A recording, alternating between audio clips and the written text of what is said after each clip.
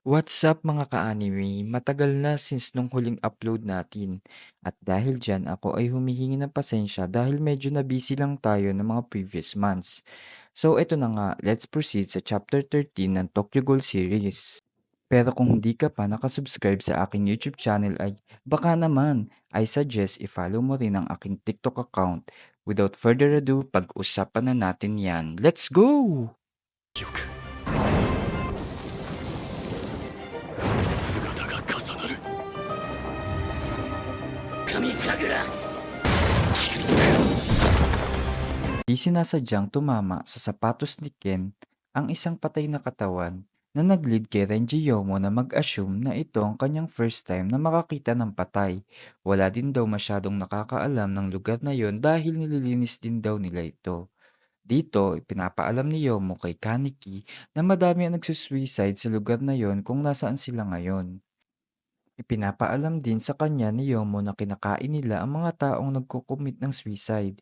Sinabi din niya na ayaw din naman niya ang ginagawa niya pero wala siyang choice kundi gawin ito dahil ito ay utos ni Yoshimura. At sa gantong paraan nga daw ay hindi nila kailangan manak ng mga tao.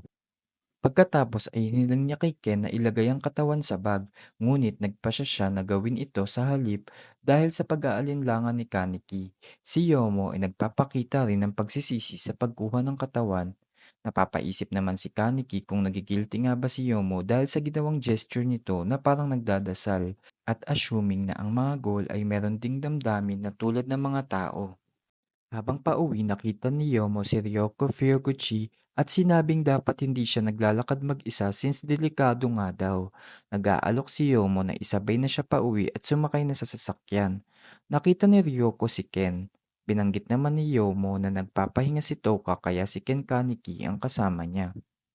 Binanggit ni Ryoko na pumunta siya sa libingan ng kanyang asawa upang ilibing ang maskara nito, ngunit sumalungat si Yomo na sinasabi na ang kanilang pananatili sa Antico ay hindi lamang para sa kapakanan ni Hiname Fyoguchi. Ang mga goal investigator ay hindi pumunta sa ika-20th ward na naghahanap kay Rishi Kamishiro, ngunit upang sa halip ay patayin si Ryoko. Ginagawa ni Ryoko ang lahat ng kanyang makakaya upang maiwas si Hinami ang kanyang anak sa sitwasyon na tinatawag na spoiled na bata dahil masyadong nagre-rely ito sa ama nito. Napansin ni Kaneki na kahit anong mundo ito ay palaging malakas ang pag-aalala ng isang ina sa kanyang anak. Meanwhile, sa CCG headquarters, tinalakay ng mga investigator ang ilang mga kaso, particular na ang numero na 720 at 722. Gayunpaman, ang kaso ng 723 ng 20th Ward ang higit na nakakuha ng pansin. Ang sospek ay bumaba ng tren sa ikalimang istasyon pagkatapos ay lumapit sa isang batong monumento. Pagkatapos nito ay ilang sandali ay sinundo ng isang kasabwat sa pamamagitan ng sasakyan. Pinagalitan ni Kotaro Amon ang kanyang kaibigan dahil sa hindi niya pagsisikap na makamit ang higit pang impormasyon tungkol sa investigasyon na sinasabi na ang moralidad ng CCG ay katarungan at dapat nilang gawin ang anumang posibleng bagay sa kanilang kapangyarihan upang maibalik ang kaayusan. Si Amon ay bumisita sa libingan at nahukay ang maskara ng gold.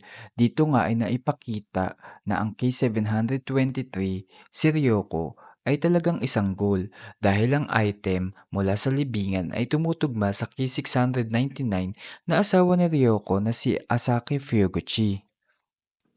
So ayun na nga mga ka-anime, ano na kaya ang mangyayari kay Ryoko Fyoguchi after malaman ng mga CCG investigator na siya ay isang goal at kung mapapahamak din ba ang kanyang anak na si Hiname Fyoguchi, yan naman ang sunod natin pag-uusapan. Kaya kung nagustuhan mo ang video na to, ay please like, share, and subscribe. At hanggang sa muli mga ka-anime!